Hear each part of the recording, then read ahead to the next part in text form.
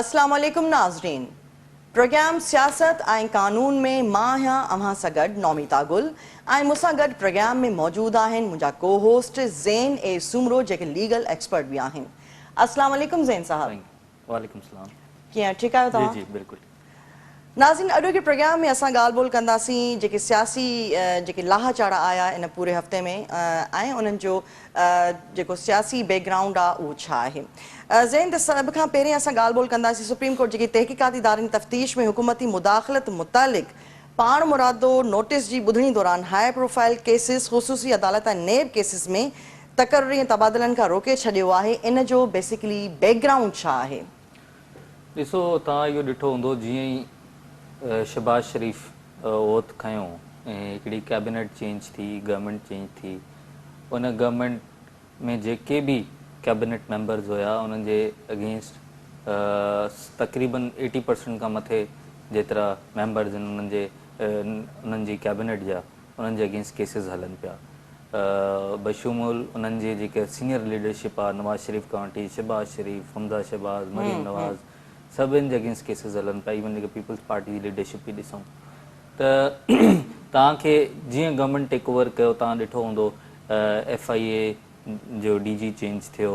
FIA DG change थियण खां पोइ जेको प्रोसिक्यूशन जा माण्हू हुया, प्रोसिक्यूटर्स हुया, IOs हुया केस जा, उहे पाण कुझु ट्रांसफ़र ते हलिया विया, कुझुनि वीचारनि खे हार्ट अटैक थी वियो। ठीकु आहे, त इहो मतिलबु आम तौर ते तव्हां ॾिठो हूंदो कि गवर्नमेंट वाकई प्रोसिक्यूशन में इंटरफेयर कंदी आहे ऐं जंहिंजी गवर्नमेंट हूंदी आहे उन जे ख़िलाफ़ु केस हलाइणु ॾाढो ॾुखियो थी वेंदो आहे। लेकिन इमरान ख़ान साहब बि त इहो पाण कंदो रहियो। इमरान ख़ान पाण उन्हनि ऑफिसर्स जा बयान आहिनि, पाण घुराए चवंदो DG FIA जेको बशीर मेमन साहब, उन पंहिंजो बयान आहिनि कि असांखे घुराए पाण चवंदो हिन खे सिधो कयो, हिन खे सिधो कयो, पाण इंटरफेरेंस कंदो हुयो।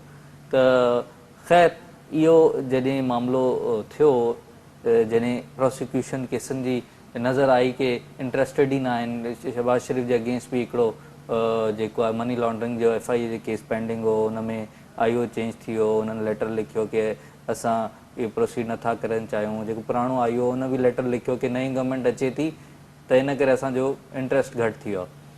त सुप्रीम कोर्ट जेको आहे 18 तारीख़ ते उन्हनि जे हिकिड़े जज जेको आहे चीफ जस्टिस साहब खे रिक्वेस्ट कई कि तव्हां इहो मैटर सुओ मोटो में कन्वर्ट कयो ऐं इहो ॾिसो कि जेके इंक्वायरीज़ आहिनि, जेके प्रोसिक्यूशन हले ऑलरेडी अंडरवे आहे, जेके सबजुडिस मैटर्स आहिनि, उन ते त हे सभु असरअंदाज़ थींदा। त तव्हां सुओ मोटो खणी इंश्योर कयो कि हो पंहिंजे तरीक़े सां हले। ठीकु आहे, ॾाढी सुठी ॻाल्हि लॻे थी ॿुधण में। लेकिन सुप्रीम कोर्ट सुओ मोटो खयों। सुओ मोटो खणण 18 तारीख़ ते खणी 19th लाइ, कल्ह लाइ सुओ मोटो जी हेयरिंग एडजर्न थी। 19 ते सुप्रीम कोर्ट ऑर्डर कयो जंहिंमें तव्हां ॾिठो हूंदो कि जेके बि ट्रांसफ़र पोस्टिंग्स आहिनि उहो सुप्रीम कोर्ट स्टे करे छॾियूं हाई प्रोफाइल मैटर्स में। ठीकु आहे, सुप्रीम कोर्ट ॿियो इहो चयो आहे कि जेके एविडेंस आहे, एविडेंस फाइल्स आहे, उन्हनि सां बि टेम्परिंग थी सघे थी इन्हनि जेके जंहिंजे ख़िलाफ़ु केसिस आहिनि, छोकी हुकुमरान आहिनि त एविडेंस टेम्परिंग बि करे सघनि था, फाइलूं गुम थी सघनि थियूं। त सुप्रीम कोर्ट उनखे सेफ कस्टडी में रखण जो ऑर्डर कयो आहे। ठीकु आहे, इन जे अलावा चयो अथऊं कि इहो इन जो वजह इहा आहे कि कॉन्स्टिट्यूशन में ड्यू प्रोसेस जेको आहे हर शइ कानून जे मुताबिक़ थींदी, अंडर प्रोसेस थींदी, हर सिटीज़न खे कानून जो राइट आहे, उहो गारंटीज़ आहिनि कुझु, उन्हनि खे प्रोटेक्ट करण लाइ असां इहो सुओ मोटो खणूं था। लेकिन सवाल हिते इहो पैदा थिए थो कि सुप्रीम कोर्ट शायदि इहो विसरी वई कि कानूनी प्रिंसिपल जेको आहे उहो इहो आहे कि accused is favourite child of the court. जेको अक्यूज़्ड पर्सन आहे उनजे राइट्स खे कोर्ट प्रोटेक्ट कंदी आहे, छोकी उहो अक्यूज़्ड आहे, हुन टाइम ते मुजरिम साबित न थियो आहे। सुभाणे कंहिंजे बि ख़िलाफ़ु अगरि इल्ज़ाम हूंदो त छा उहो मुजरिम साबित थी वेंदो। ठीकु आहे, त इहा सुप्रीम कोर्ट जी ज़िम्मेदारी आहे कि उन्हनि जे राइट्स खे प्रोटेक्ट करे। उन्हनि जे राइट्स जे प्रोटेक्ट करण जे बजाए सुप्रीम कोर्ट प्रोसिक्यूशन खे पंहिंजे कंट्रोल में वठी थी। प्रोसिक्यूशन सुप्रीम कोर्ट खे जवाबदेह न आहे, प्रोसिक्यूशन कैबिनेट जे अंडर हूंदी आहे, उहो प्रोसिक्यूटर जनरल कैबिनेट खे जवाबदेह हूंदो आहे। ठीकु आहे, त तव्हां इहो जेको सेपरेशन ऑफ पावर जो प्रिंसिपल आहे कि एग्ज़ेक्टिव, जुडिशरी ऐं लेजिस्लेचर, ठीकु आहे, इहे सभु अलॻि अलॻि हूंदा त पोइ उहो त सुप्रीम कोर्ट त एग्ज़ेक्टिव जे डोमेन में घिरी करे पाण सभु अगरि हलाइण चाहे थी त पोइ सिर्फ़ु हिकिड़े माण्हू खे ख़ुशि करण लाइ जंहिंजो नालो इमरान ख़ान आहे सिर्फ़ु उनजी अना खे सेटिस्फाई करण लाइ छो त उन इहो नैरेटिव ॾिनो आहे की हिन मुल्क में को सिस्टम नथो हले अगरि हले थो त ईअं ई त हो बि त हलाइनि पिया जॾहिं उन्हनि जी हुकूमत हली वई त पोइ हाणे सभु सॼो सिस्टम ख़राबु थी वियो त सुप्रीम कोर्ट खे मुंहिंजे मुताबिक़ जेको आहे न इन मैटर में न पढ़णु घुरिजे छो की कोर्ट कंहिं साइड जी न प्रोसिक्यूशन जी तरफ़ हूंदी आहे न कोर्ट उन पर उन्हनि accused त पाण person जी राति तरफ़ नोटिस हूंदी आहे। वरितो आहे त पोइ हाणे कीअं थो थी सघे ठीकु आहे त पोइ हाणे नोटिस वठो अथऊं ऐं 27 मेल आहे इहो केस एडजर्न थियो आहे जंहिंमें जेतिरा प्रोसिक्यूटर जनरल्स आहिनि जेतिरा डीजी नायब FIA जेतिरा ऑफिशियल्स आहिनि उन्हनि खे नोटिस थियो आहे अटॉर्नी जनरल पाकिस्तान खे नोटिस थियो आहे अटॉर्नी जनरल पाकिस्तान कल्ह अंडरटेक कयो ठीकु आहे असां जेतिरा जवाब शयूं आहिनि उहे फाइल कंदासीं पर मूंखे नथो लॻे हिन केस सां को मेजर फ़र्क़ु पवंदो अच्छा ठीकु आहे ठीकु आहे छो त मूंखे इहो लॻे थो सिर्फ़ु हिकिड़ो नैरेटिव बिल्डिंग लाइ आहे सुप्रीम कोर्ट जे ख़िलाफ़ु एतिरो नेगेटिव प्रोपेगेंडा इमरान ख़ान साहब करे चुकियो हो कि हुननि जेको क़ानूनी कमु कयो उनखे बि इमरान ख़ान साहब इहो शो कयो कि को वॾो गैर क़ानूनी कमु कयो आहे राति जो 12 बजे कोर्ट खुली राति जो 12 बजे कोर्ट खुली लेकिन 12 बजे को फ़ैसिलो त न आयो तव्हांखे 7 ॾींहं सुप्रीम कोर्ट ॿुधो सिर्फ़ु अवाम खे तव्हां जेको आहे उन्हनि जी रेपुटेशन खे टेंट कयो वियो जेको मूंखे इहो लॻे थो सुप्रीम कोर्ट उन प्रेशर में आई आहे ऐं सुप्रीम कोर्ट इहो फील करे थी कि थोरो पब्लिक ओपिनियन पंहिंजी तरफ़ कयूं थोरा अहिड़ा फ़ैसिला कयूं जंहिंमें हिन धुर खे बि जेको आहे थोरो सेटिस्फाई कयूं त इहो आहे ॾिसूं था 27 तारीख़ ते छा थो थिए ऐं ॻाल्हि केसि ताईं पुॼे थी ठीकु सुप्रीम कोर्ट 6 हफ़्तनि दौरान एग्ज़िट कंट्रोल लिस्ट मां कढियल माण्हुनि जी फ़हिरिस्त बि तलब करे वरिती आहे कहिड़ा माण्हू आहिनि जिन खे ECL मां कढियो वियो आहे ऐं बुनियादी तौर ते ज़ैन ECL आहे छा थोरो इन बारे में बि सम्झायो जी ॾिसो ECL जेको आहे उहो ज़ियाउल-हक़ साहब जे टाइम में हिकिड़ो कानून आयो एग्ज़िट कंट्रोल ऑर्डिनेंस ठीकु आहे इन कानून जे तहत अगरि फेडरल गवर्नमेंट चाहे थी फेडरल गवर्नमेंट जो मतिलबु आहे उनखे सुप्रीम कोर्ट डिफाइन कया कैबिनेट अगरि कैबिनेट चाहे थी कुझु माण्हुनि जा नाला असां ECL में विझूं ड्यू टू एनी रीज़न उहो रीज़न न बि ॿुधाइनि त काफ़ी आहे उहो कानून में लिखियल आहे एग्ज़िट कंट्रोल ऑर्डिनेंस इहो रीज़न न बि ॿुधाइनि त उहो काफ़ी आहे उन्हनि खे ॿुधाइण जी ज़रूरत न आहे ऐं कोई शोकॉस ॾियण जी बि ज़रूरत न आहे कि तव्हांखे असां विझूं या न विझूं ठीकु आहे त उहो सवाबदीद आहे फेडरल गवर्नमेंट जी कैबिनेट जी अगरि उहो चाहिनि कंहिंखे बि ECL में विझी था सघनि ऐं कंहिंखे बि कढी सघनि था ठीकु आहे त इहो बेसिकली कानून आहे इन में जेको कॉन्वेक्ट्स हूंदा आहिनि या कोई मुजरिम हूंदा आहिनि कंहिंजे ख़िलाफ़ इंक्वायरीज़ हलंदी हुजनि अच्छा ये सिर्फ़ पॉलिटिशियंस जे लाइ न सिर्फ़ु पॉलिटिशियन लाइ न आहे इन में ॿिया बि माण्हू शामिल बिल्कुलु आहिनि बिल्कुलु इदारनि जा असां जीअं ॾिठो मां पंहिंजी प्रैक्टिस में जीअं कंपनीज़ इलाही वॾा वॾा लोन्स डिफॉल्ट कया ठीकु आहे उन्हनि को कॉर्पोरेट क्राइम्स कया त उन्हनि जा नाला बि कंपनी जे डायरेक्टर्स जा नाला बि विझिया वेंदा आहिनि इन जो कोई तालुक़ु सिर्फ़ु पॉलिटिशियन सां न आहे त इहो जेको कानून आहे उहो उन जे मुताबिक़ इमरान ख़ान साहब जी गवर्नमेंट में जॾहिं धड़ाधड़ नायब जा केसिस जेको आहे न बग़ैर सोचे सम्झे फाइल थियणु शुरू थी विया कुझु पीपल्स पार्टी जा माण्हू नून लीग जा माण्हू ॾिसो तव्हां केस ठाहिणो आहे त सही था ठाहियो ज़रदारी साहब बि 10 साल जेल गुज़ारी बेनज़ीर साहिबा बि जेल गुज़ारी ठीकु आहे अगरि तव्हां एॾनि सालनि में साबित न करे सघियो त भले पंहिंजो सिस्टम सही कयो अॻु में ठीकु आहे ठीकु आहे पाण अॻिले माण्हू खे ख़्वार करे हिननि खे ख़ुशी थिए थी त पोइ त इहो जेको आहे न इहो सभिनि खां पहिरीं ह्यूमन राइट्स जी वायलेशन इहा त इमरान ख़ान साहब नालो त तरीक़े इंसाफ़ आहे लेकिन सिस्टम ते कोई फोकस न कयईं कोई हिकिड़ी बि अमेंडमेंट कानून में न खणी आयो जंहिंसां कोर्टुनि जो सिस्टम सही थिए कानून चेंज थिए को रिफॉर्म्स अचनि कुझु बि न सिर्फ़ु उनजी सियासत हुई कि मां बदिलो वठां ठीकु आहे मां हिननि माण्हुनि खे ख़्वार कयां त उहे जाली साली जहिड़ा केस ठहनि पिया उहे उन्हनि पेश कया उन्हनि माण्हुनि खे अंदरि कयऊं केसिस हलाया पोइ उन्हनि जा नाला ECL ते विधऊं त जीअं ई हिननि जी नई गवर्नमेंट आई शहबाज शरीफ़ साहब जी त हिननि तक़रीबन 100 पॉलिटिशियंस जा माण्हुनि जा 3000 4000 खां मथे हिन वक़्तु नाला माण्हुनि जा आहिनि ECL में लेकिन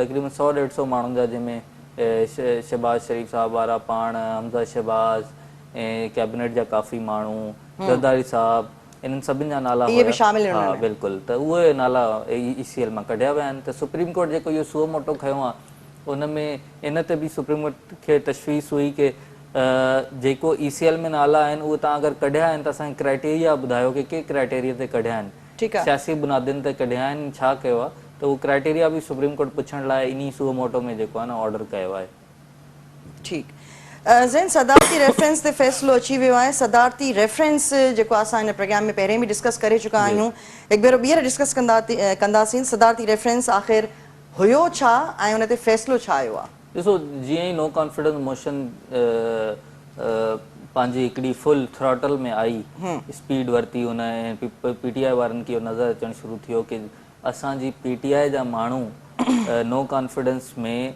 इमरान ख़ान जे ख़िलाफ़ वोट ॾियण वारा आहिनि। त उन्हनि हिकिड़ो कॉन्स्टिट्यूशन ऑफ पाकिस्तान में आइन में हिकिड़ो आर्टिकल आहे, आर्टिकल 63A।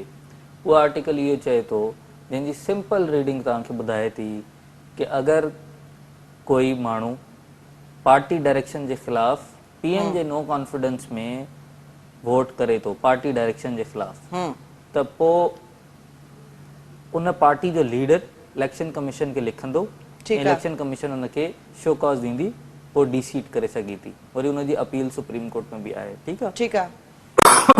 हाणे vote of no confidence article 95 जे मुताबिक़ थींदी आहे। आर्टिकल 95 इहो चए थो कि कंहिं बि प्राइम मिनिस्टर जे against vote of no confidence तव्हां खणी अची सघो था। इहो कॉर्नर स्टोन आहे डेमोक्रेटिक प्रिंसिपल जो, जेके अवाम आहे उनखे उनजा रिप्रेज़ेंटेटिव्स नेशनल असेंबली में रिप्रेज़ेंट कंदा आहिनि। अगरि हो सम्झनि था कि हिन प्राइम मिनिस्टर में असांजो कॉन्फिडेंस न आहे रहियो, त वोट ऑफ नो कॉन्फिडेंस अचणु घुरिजे। उन में का अर्ज़ न आहे, भले पंहिंजी पार्टी जे ख़िलाफ़ पंहिंजा ई मेंबर खणी अचे। इहो डेमोक्रेसी आहे। डेमोक्रेसी जो मेन प्रिंसिपल पर्पज़ ऑब्जेक्टिव ई इहो आहे कि हर मेंबर खे पंहिंजी राय रखण जो हक़ आहे। हा, तव्हां अगरि चाहियो हुनखे डीसीट कराए सघो था, लेकिन उते लिखियल आहे वोट्स और abstains to vote against the party direction. ठीकु आहे, मतिलबु वोट थींदो त पोइ कंदव न। ठीकु आहे, त इन्हनि हिकिड़ो रेफरेंस ठातो, प्रेसिडेंट खां रेफरेंस फाइल करायूं सुप्रीम कोर्ट में। सुप्रीम कोर्ट जूं 2-3 जुरिसडिक्शन्स आहिनि, हिन में हिकिड़ी जुरिसडिक्शन इहा हूंदी आहे कि अगरि president of Pakistan supreme court खां कंहिं कानूनी क्वेश्चन ते सवाल ते राय घुरे थो कि इनखे कानून जी नज़र में असां कीअं इंटरप्रेट कयूं, इनजी तशरीह कीअं कयूं कानून जी नज़र में, त सुप्रीम कोर्ट उन ते एडवाइस कंदी। ठीकु आहे, उन ते हिकिड़ो बेंच ठही वियो 5 मेंबर्स जो। उन बेंच जे 3 जजिस इहो फ़ैसिलो ॾिनो आहे प्रेसिडेंशियल रेफरेंस में कि आर्टिकल 63A जे अंडर माण्हू डीसीट थींदो ऐं उनजो वोट बि काउंट न थींदो। ठीकु आहे, उन में किथे उन्हनि आर्टिकल 95 डिस्कस न कयो आहे कि पोइ वोट ऑफ कॉन्फिडेंस आख़िर थींदो कीअं। पोइ त आर्टिकल 95 जेको कॉन्स्टिट्यूशन ऑफ पाकिस्तान जो आर्टिकल आहे, उहो आर्टिकल रिडंडेंट थी वेंदो, उनजो कोई पर्पज़ ई न रहंदो। ठीकु आहे, तव्हां हिकिड़े ऐं इहा ॻाल्हि उन्हनि 5 जजिस मां 3 जजिस मेजॉरिटी जजमेंट ॾिनी आहे। ठीकु आहे, फ़ैसिलो अची वियो, लेकिन 2 जजिस इहा ई ॻाल्हि कई आहे कि तव्हां कॉन्स्टिट्यूशन खे रीराइट कयो था, तव्हां कॉन्स्टिट्यूशन खे अमेंड कयो था इहा इंटरप्रिटेशन करे, ऐं इहो तव्हां न कयो। लेकिन उन्हनि 3 जजिस जो मे बी छा हुयो, इहो फ़ैसिलो मैनेज कयो वियो आहे या हिननि खे इहो अंदाज़ो आहे कि थोरो जेको आहे न पीटीआई खे बि क्वेश्चन ॾियूं छो कि शयूं जेको आहे नैरेटिव उहो थोरो अगेंस्ट हलियो आहे सुप्रीम कोर्ट जे। त जेको बि आहे, अञा असांजी पहिरियों बि राय इहा हुई कि अहिड़ी तरह जी का बि तशरीह जेका वोट ऑफ नो कॉन्फिडेंस खे रोके थी ऐं वोट ऑफ नो कॉन्फिडेंस खे इम्प्रैक्टिकल ठाहे थी, इहो त इम्प्रैक्टिकल थी वियो, कोई अची न थी सघे पोइ, उहो गैर कानूनी आहे, गैर आइनी आहे ऐं आइन जी उहा स्पिरिट न आहे। ठीकु आहे, ऐं उहो जेको फ़ैसिलो हाणे आयो आहे, हाणे उन फ़ैसिले में 2-3 शयूं आहिनि। उहो इहो आहे कि जेको उहो फ़ैसिलो डायरेक्टली जंहिंखे हेठि कंदो उहो आहे CM जी पंजाब में इलेक्शन, हमज़ा शहबाज़ जी। छोकी नेशनल असेंबली में हिननि जो शहबाज शरीफ़ जो जेके इहा जॉइंट ऑपोजिशन हुई, उन्हनि जो नंबर पूरो पीटीआई जे मेंबर जे बग़ैर उन्हनि जो नंबर पूरो थिए पोइ त उन्हनि हिकु बि वोट नो कॉन्फिडेंस में पीटीआई मेंबर जो न खयो, उन्हनि बैकअप ते रखिया नेशनल असेंबली ते, लेकिन उन्हनि हिकु बि वोट न कयो। उन्हनि खे अंदाज़ो हो कि इन प्रोसेस कॉन्ट्रोवर्शियल थी सघे थो, त उहा त बग़ैर कंहिं पीटीआई मेंबर जी सपोर्ट जे नेशनल असेंबली में फेडरल गवर्नमेंट बीठी आहे। हमज़ा शहबाज़ तक़रीबन 25 खां आई थिंक 28 माण्हुनि जो वोट पीटीआई मेंबर जो खणी करे अक्सरियत ठाही आहे पंजाब असेंबली में, त इहो फ़ैसिलो डायरेक्टली उन्हनि खे हिट कंदो। ठीकु आहे, हाणे सुवाल इहो आहे कि छा इन फ़ैसिले में हमज़ा शहबाज़ खे इहो डायरेक्शन ॾिनी वई आहे कि भाई तव्हां गवर्नमेंट छॾे ॾियो? न, अहिड़ी का बि डायरेक्शन न आहे। ठीकु आहे, इहा सिर्फ़ु सुप्रीम कोर्ट तशरीह करे प्रेसिडेंट खे ॿुधायो, छो प्रेसिडेंट अॻु में हिननि खां पुछियो हो कि असांखे तव्हां इंटरप्रेट करे ॿुधायो इहा आर्टिकल्स। हाणे हमज़ा शहबाज़ साहब ज़ाहिरी ॻाल्हि आहे, उन्हनि जो डिसीजन जेको आहे फ्राइडे ते कल्ह अची चुकियो आहे इलेक्शन कमीशन मां कि उहे मेंबर्स डी सीट थींदा PTI जा जंहिं हमज़ा शहबाज़ खे जे फेवर में वोट कयो आहे। लेकिन उन्हनि खे वोट ऑफ नो वोट उन्हनि जो काउंट कयो आहे इलेक्शन कमीशन इहो न चयो आहे कि उन्हनि जो वोट ई काउंट न थींदो। ठीकु आहे, त हाणे सुप्रीम कोर्ट जो नओं जेको फ़ैसिलो आहे उनजी नज़र में इलेक्शन कमीशन जे हिन फ़ैसिले खे हमज़ा शहबाज़ शरीफ वारा ज़ाहिरी ॻाल्हि आहे सुप्रीम कोर्ट में खणी वेंदा, उनजी अपील कंदा, चवंदा कि तव्हांजो फ़ैसिलो हिन डेट ते आयो, हिन डेट ते इलेक्शन कमीशन जो फ़ैसिलो आयो आहे, हिन इलेक्शन कमीशन जे फ़ैसिले खे तव्हां पंहिंजी फ़ैसिले जी नज़र में ॾिसो ऐं हिन वोट ऑफ नो कॉन्फिडेंस जेका Hamza CM Buzdar J against I आहे उनखे नल एंड वाइड कयो ऐं असांजे वोट्स मेंबर्स जा वोट्स काउंट न कयो त ॾिसूं हुन ते सुप्रीम कोर्ट छा फ़ैसिलो ॾिए थी। लेकिन हमज़ा शहबाज़ जी जेका पंजाब गवर्नमेंट जे जेका लॉयर्स आहिनि उहे सवाल खणनि था कि रेट्रोस्पेक्टिव जेका आहे रेट्रोस्पेक्टिव एप्लीकेशन न हुजे हिन जजमेंट जी, प्रोस्पेक्टिव हुजे। रेट्रोस्पेक्टिव इहा हूंदी आहे कि कंहिं ॾींहुं को कमु थियो उन ॾींहुं कोई कानून एग्ज़िस्ट नथो करे त तव्हांखे कोई सज़ा नथो ॾेई सघे, जंहिं ॾींहुं कानून ईंदो उन ॾींहं खां पोइ उहो इम्प्लीमेंट थींदो। त सुप्रीम कोर्ट इहो पंहिंजे उन फ़ैसिले में बि काथे न चयो आहे कि इन ॾींहं खां पहिरियों जेके इलेक्शन थियूं आहिनि उहे नल एंड वाइड कयो।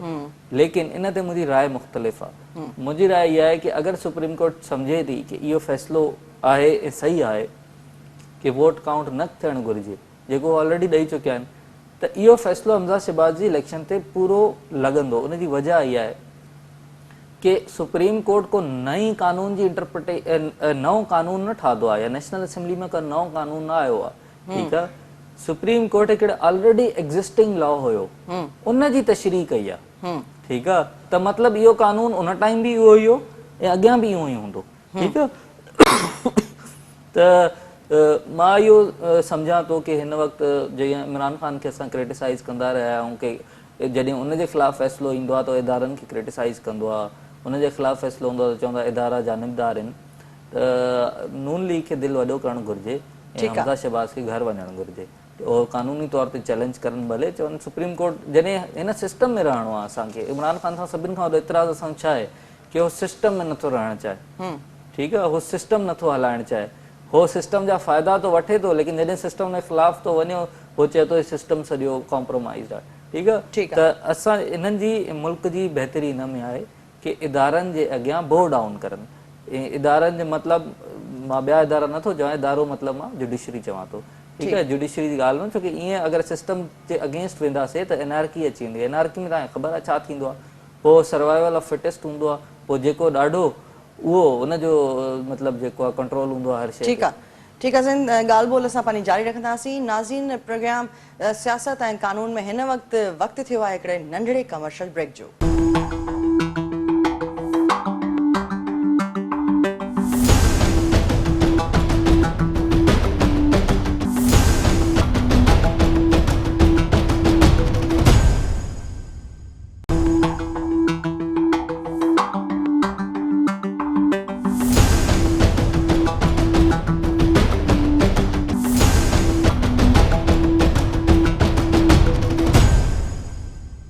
वेलकम बैक नाज़रीन, प्रोग्राम सियासत ऐं कानून में हिकु भेरो ॿीहर भलीकार। मां आहियां अव्हां सां गॾु नौमिता गुल ऐं मूंसां गॾु मौजूदु आहिनि लीगल एक्सपर्ट ज़ैन सुमरो।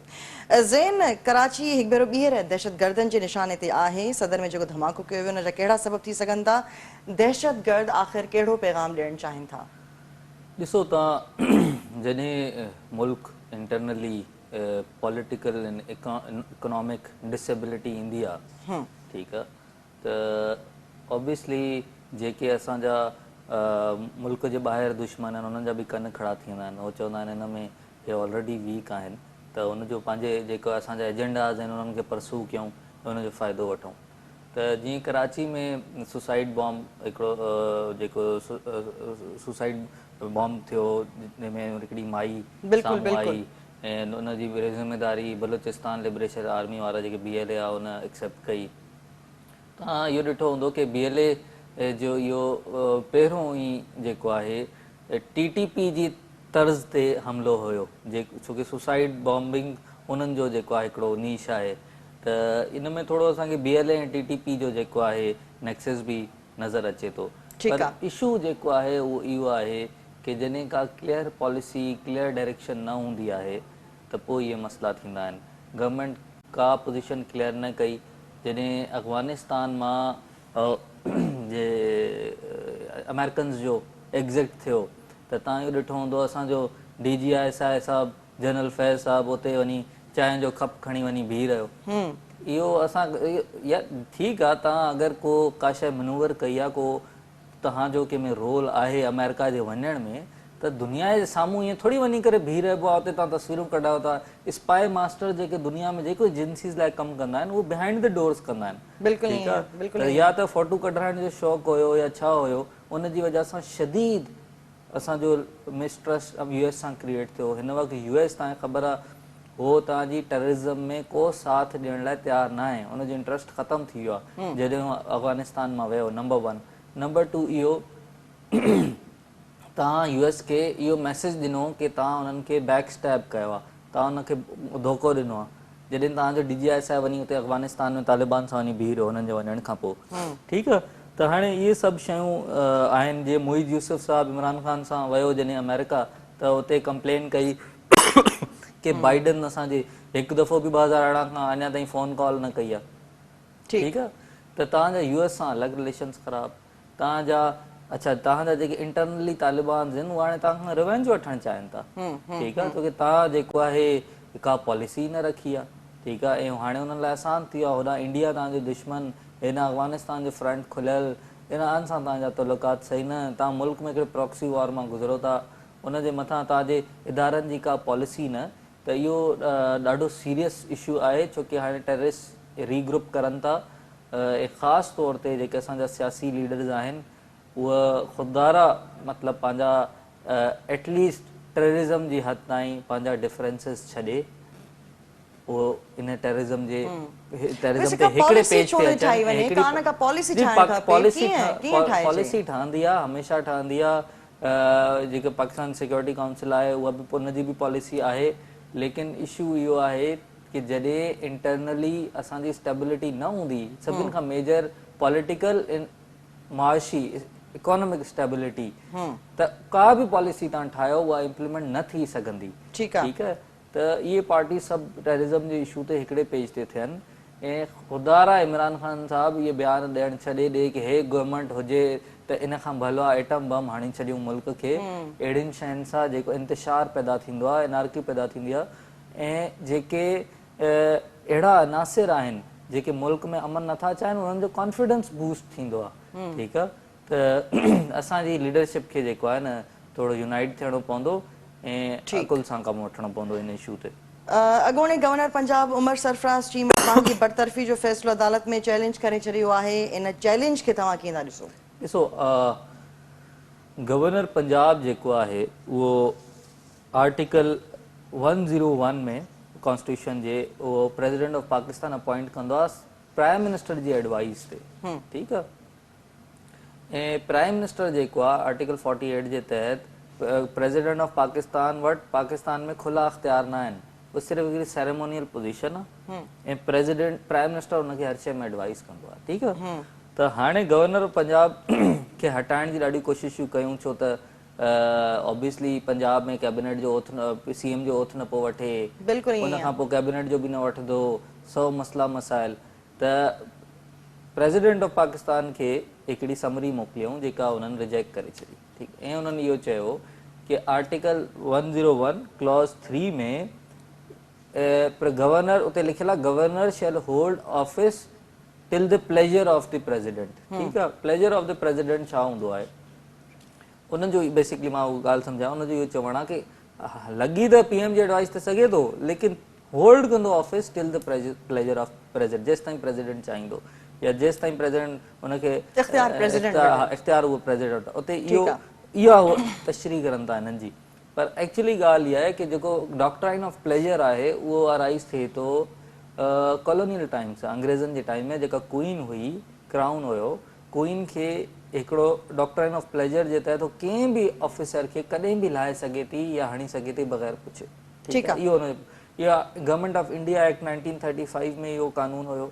उन खां पोइ जॾहिं इहे ॿई डोमिनियन्स इंडिया पाकिस्तान अलॻि थिया, अंग्रेज़ हलिया विया हितां। 1947 में India independence of India act आयो, ठीकु आहे।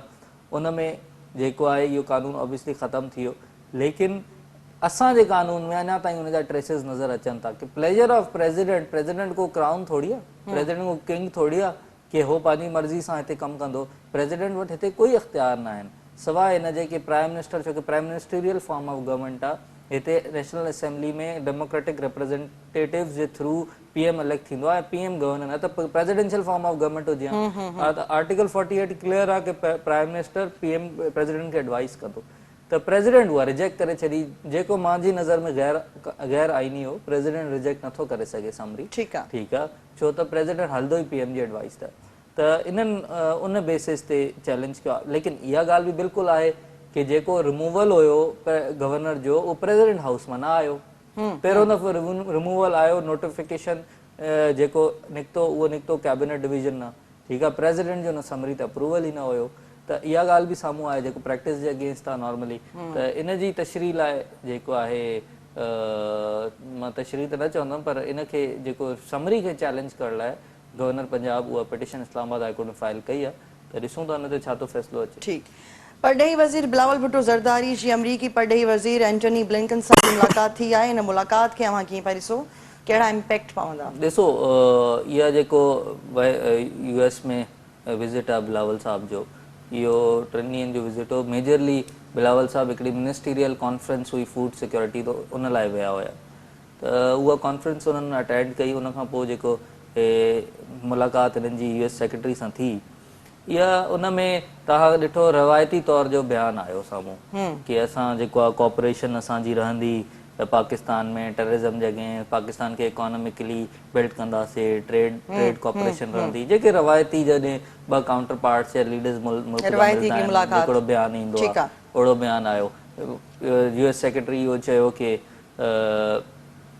IMF सां जेको तव्हांजी डिलिबरेशन्स IMF जूं आहिनि तव्हां सां जेके हलनि थियूं, असां हुन में पॉज़िटिव उमेद रखूं था कि हो सही सां जेको आहे न कल्मिनेशन ते पुॼंदियूं। ऐं उन जी नज़र में हाणे दोहा में बिलावल साहब जो विज़िट आहे, जेको IMF वारनि सां हुते कुझु टॉक्स हलनि थियूं। ऐं जेको आहे US सां जेको मीटिंग आहे उन सां मे बी थी सघे थो थोरो कॉन्फिडेंस गवर्नमेंट जो बूस्ट हुजे, US चयो जे न तव्हां कयो, ॻाल्हायो, हे हो, थोरो पुश ॾिनो हूंदो, उमेदु ॾियाराई हूंदो।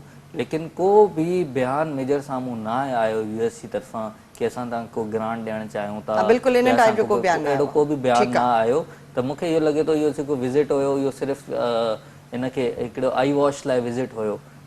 मतिलबु उन सां को ख़ातिर ख़्वाह फ़र्क़ु असांखे इमीडिएटली नज़र न आयो आहे। मे बी नेगोशिएशन जेके दोहा में थियनि उन खां पोइ कुझु फ़र्क़ु नज़र अची वञे असांखे। ठीकु आहे। इलेक्शन रिफॉर्म्स जे हवाले सां ॻाल्हि ॿोल कंदासीं। चूंड सुधारनि में ओवरसीज़ पाकिस्तान लाइ मख़सूस सीटूं रखण जो बि फ़ैसिलो कयो वियो आहे। चूंड सुधारा इलेक्शन रिफॉर्म्स बेसिकली आहिनि छा ऐं ओवरसीज़ पाकिस्तानी जो हिन में छा किरदारु आहे? ॾिसो, ओवरसीज़ पाकिस्तानी पहिरियों इलेक्शन एक्ट जेको 2017 आहे, उन में PTI जी गवर्नमेंट हिकिड़ी तरमीम खणी आई जंहिंमें इलेक्ट्रॉनिक वोटिंग मशीन जे थ्रू वोट्स जी तरमीम अप्रूव कई, ठीकु आहे। इहा हिकिड़ी मेजर डेवलपमेंट हुई।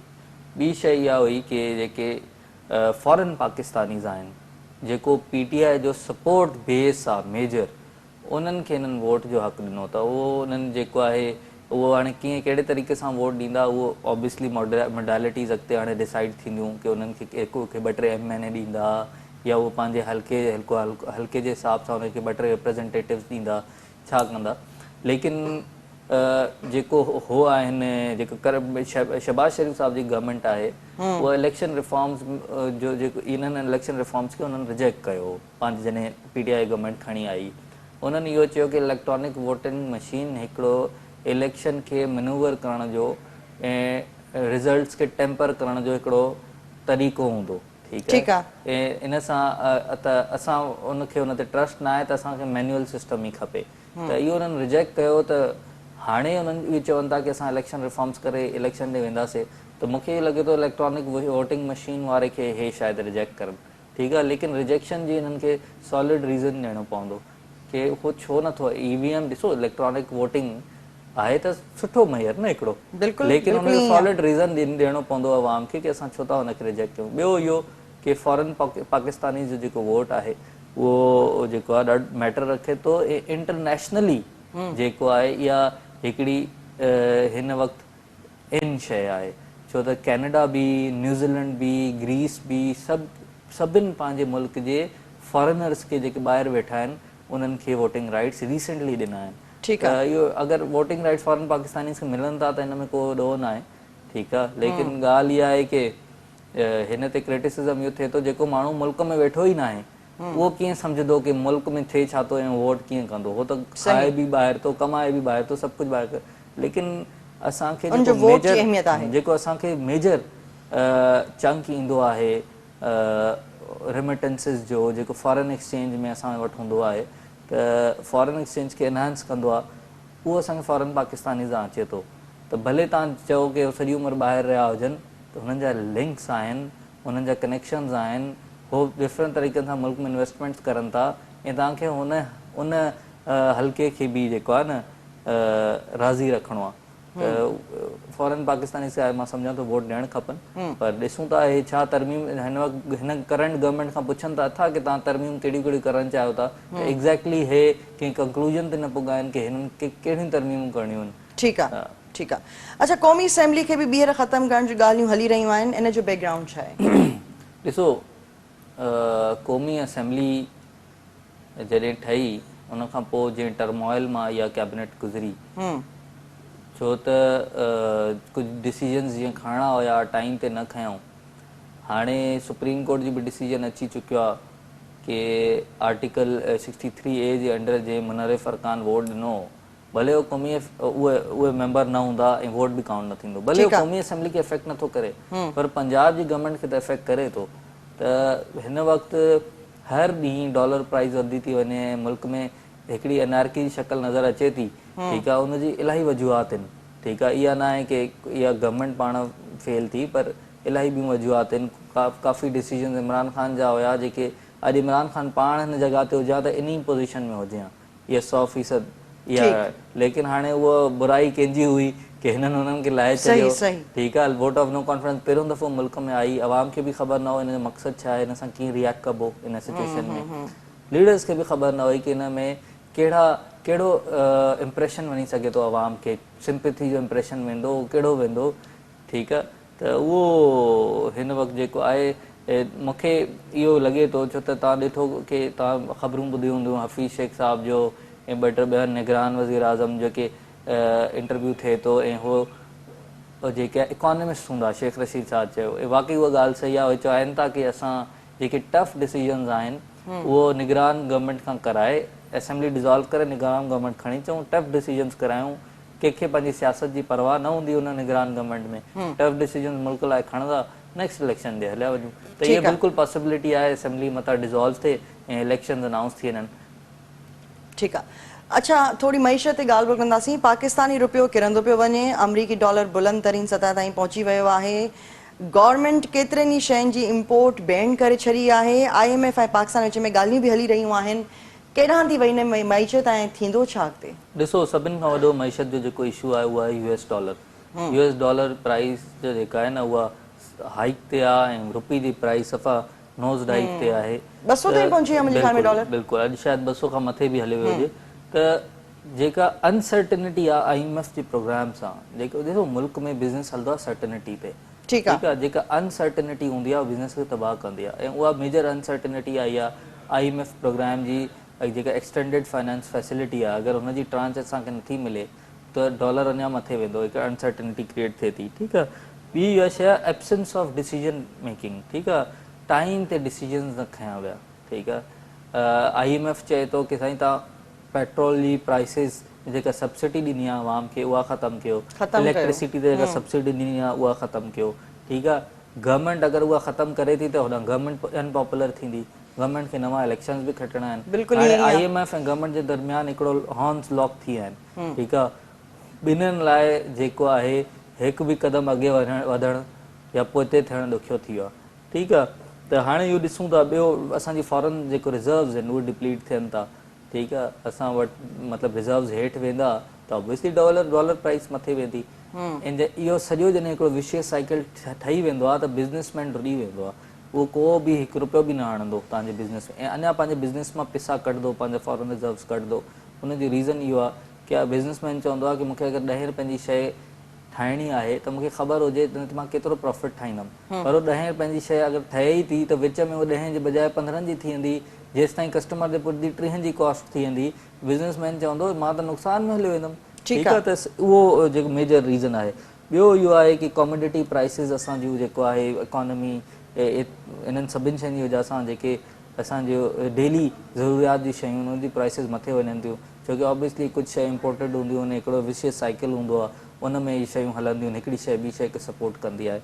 ऐं IMF जे प्रोग्राम कंटिन्यू न थियण जी वजह सां मेजरली जेके असांजा दोस्त मुमालिक आहिनि, तव्हां इहो ॾिठो हूंदो कंहिं मुल्क हिन वक़्तु ताईं असांखे हेल्प एक्सटेंड न कई आहे, त जेके असांजा दोस्त मुमालिक आहिनि उन्हनि बि हिन वक़्तु चई छॾियो आहे की जेसि ताईं तव्हांजो IMF जो प्रोग्राम IMF जी एक्सटेंशन न थींदी, IMF जी तव्हांजी ट्रांच न ईंदी $1 बिलियन वारी, तेसि ताईं असां तव्हांजी जेको आहे न हेल्प नथा करे सघूं, छोकी हिन वक़्तु कंहिं बि मुल्क वटि पैसो न आहे, जेका सच ॻाल्हि आहे। कोविड खां पोइ हर कोई जेको आहे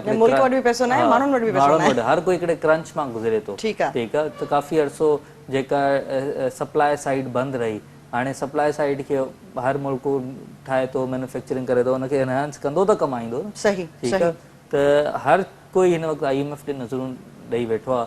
हाणे IMF सां दोहा में मीटिंग आहे बिलावल साहब जी, ॾिसूं था उहो केसि ताईं जेको आहे कीअं सिचुएशन कल्मिनेट करे थी, अलाह भलो करे पाकिस्तान जो। ठीकु आहे, ठीकु आहे ज़ैन, वॾी महिरबानी। अॼु को प्रोग्राम नाज़रीन, अॼु को प्रोग्राम सियासत ऐं कानून इते ई पुॼाणी ते पहुतो। इंशाल्लाह ईंदड़ हफ़्ते में नए जेके सियासी इशूज़ हूंदा उन्हनि सां हाज़िर थींदासीं।